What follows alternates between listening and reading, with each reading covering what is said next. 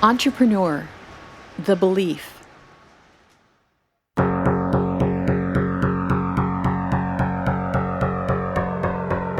Welcome to Storied Sounds, a show that curates transcendent tales, stories of transformation from one state to another.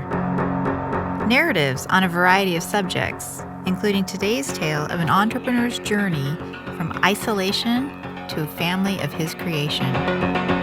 We're your hosts, Corey and Cheryl.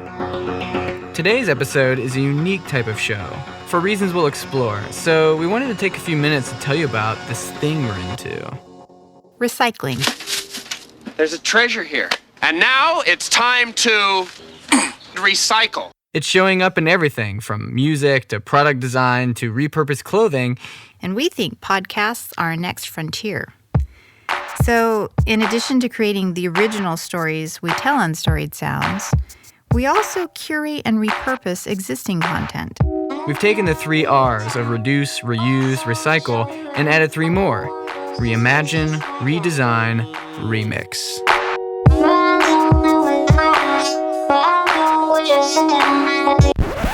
So a little bit of history on remixing might be in order. Not that long ago, the artistic content we all consumed was delivered primarily by gatekeepers, such as media and broadcast companies and major record labels. And they got to sanction what creative expression looked like. Today, nearly any person on the planet is able to create and distribute both original and repurposed content through their own blog or YouTube channel or whatever. In the arts, repurposing has been around for decades. Around 40 years ago, something called vidding emerged. That's VIDDING, as in video. In vidding, fans of TV shows and movies edit footage from those shows and set it to music to help the viewer see the source text differently through an interpretive lens. And, in fact, repurposing done in this way can be an agent for social change. Theorist Francesca Coppa studied this remix phenomena and postulated that the vidding done with episodes of Star Trek and Quantum Leap in particular helps heal the wounds created by the displacement and fragmentation of women on television. Most of you probably have some knowledge of the remix culture found in music, with both musicians and fans remixing existing works into alternative forms. Hip-hop, dance music, and cover songs are, to some extent, recombinations of something new with something older. A couple of interesting things happen with remixes. They create a bridge that crosses into pieces of culture you might not otherwise consider. For instance, a fan of hip-hop might find themselves in the land of house music because a remix used both, like in this Girl Talk track we've been listening to.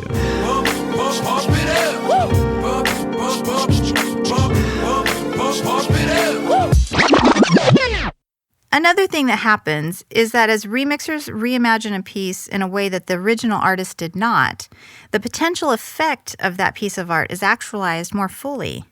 Take, for example, the song written by Bruce Springsteen.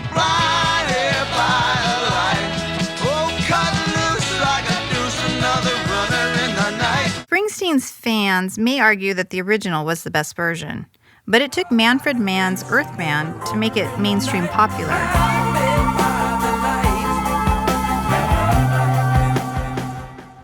Better or worse isn't really the point, it's just different, new. And Springsteen's original song gained exposure to a broader audience. Our reusing of podcast content helps expose you to other great shows in a unique way. With podcasting on the rise, it also allows us to reduce the drain on a finite resource, the interviewee's time. Plus, we love a good challenge, and it's really fun to take an interview and extract a Storied Sound story from it. The episode you'll hear today is on the subject entrepreneur and features our remix of the Finely Crafted podcast. They did a powerful interview with Dane Maxwell of the Foundation. The original interview highlights Dane's belief in taking care of his people. We'll share more about where you can find their original interview, which you really should check out at the end of today's episode. But for now, without further ado, here is our interpretation of an entrepreneur's story titled The Belief. I'm quite emotional when I go to this place on the other end of this mic here, and I didn't have it. I didn't have what I so desperately needed. And I swore to myself that I would never let anybody have to go through what I did.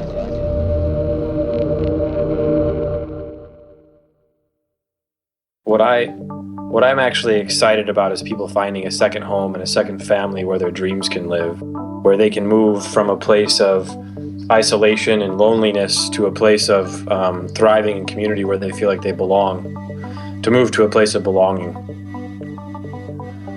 inside a tribe of people who love them no matter what, accept them no matter what, and show them how brilliant they really are. There's a study done with rats, and this is mind-blowing to me, but they gave like two groups like 10 rats each. I don't know the exact numbers, they're not important, but what the result is what's important.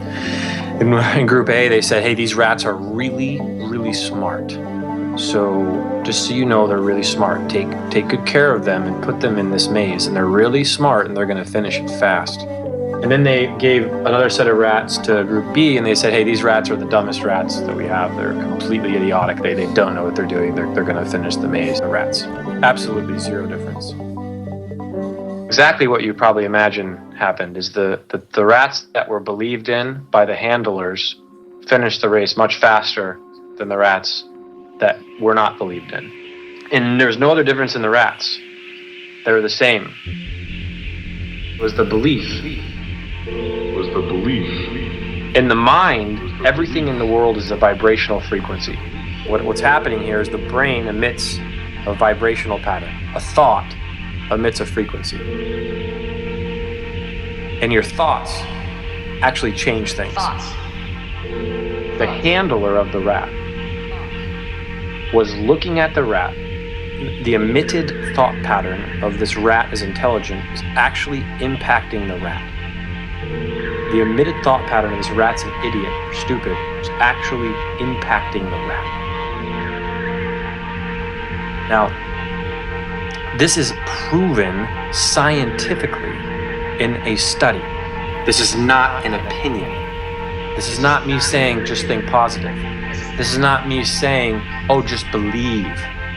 They actually prove this.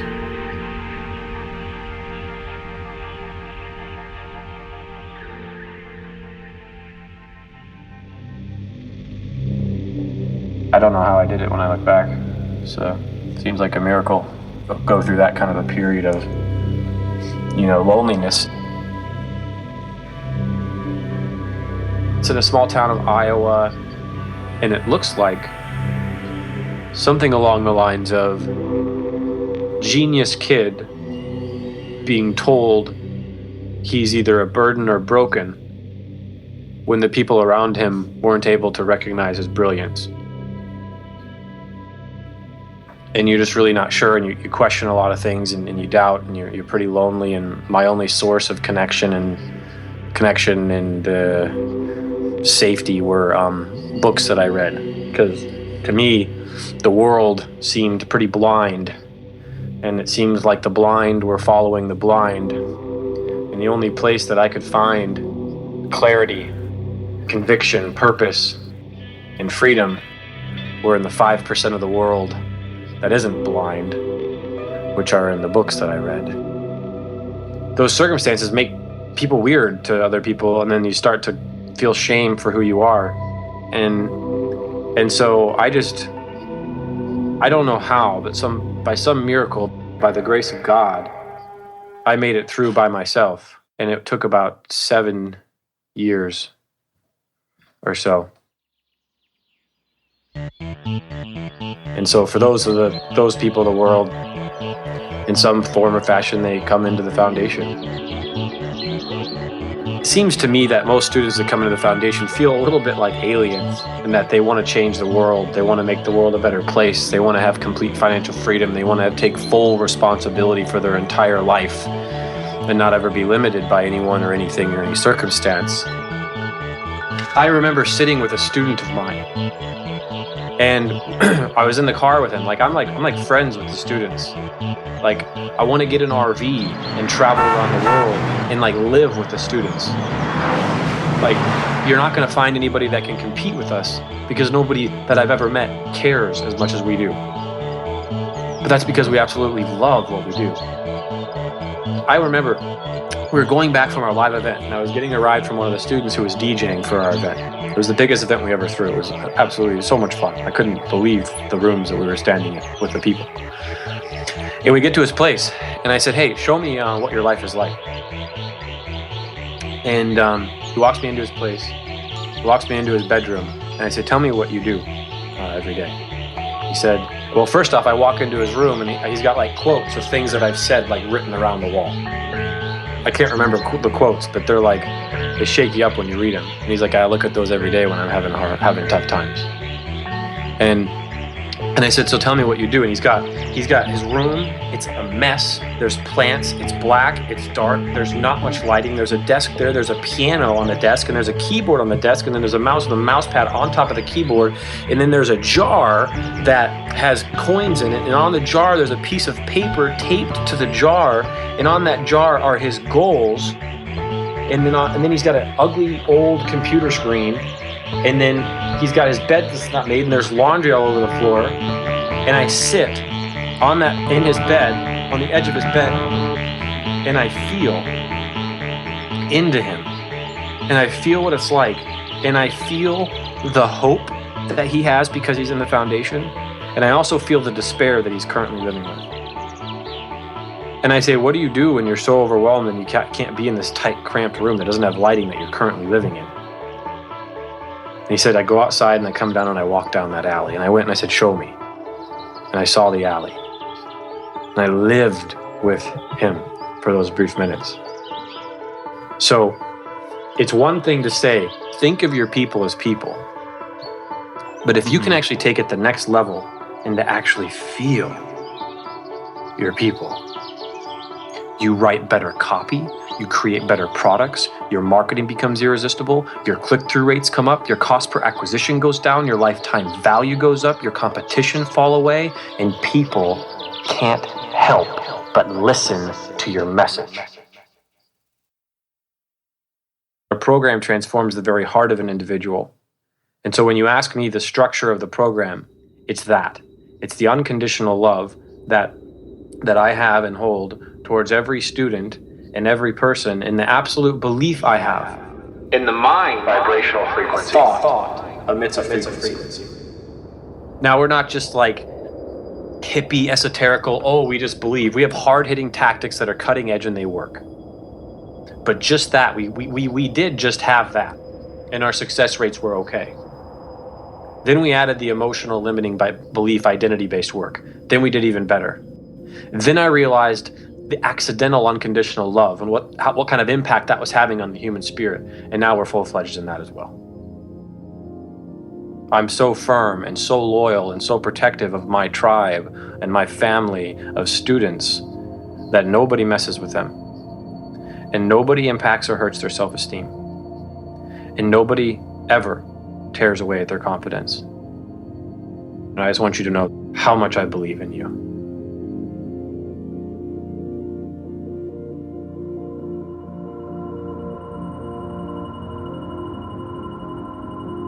First comes thought, then organization of that thought into ideas and plans, then transformation of those plans into reality. The beginning, as you will observe, is in your imagination. Napoleon Hill.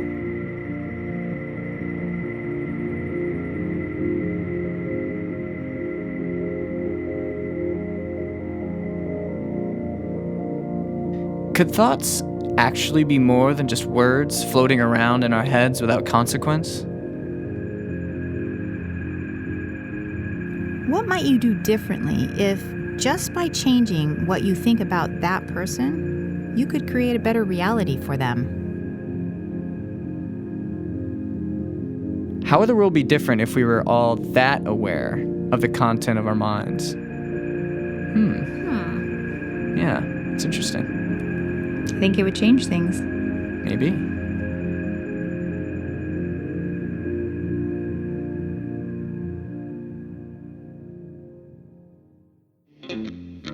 The Finely Crafted podcast can be found at finelycrafted.us. Learn more about Dane Maxwell's work at thefoundation.com. Support for today's episode comes from Jan Black, creator of Ludicues. They're these cool flashcards for grown-ups that train your brain to read the unspoken, ludicrous questions that are behind what's got you feeling mad, sad, and had. They're a rocket ride to clarity that will help you simplify setting boundaries and clarify what you want in your life. Check them out at ludicues.com. That's LUDIQS.com. Storied Sounds is a production of the In-Story Creatives. From professional level editing to social media marketing, In-Story provides a full suite of services to make your podcast great. Whether you're a new podcast just getting started or ready to take your podcast to NPR quality, In-Story can help. For a way better podcast, check them out at instorycreatives.com.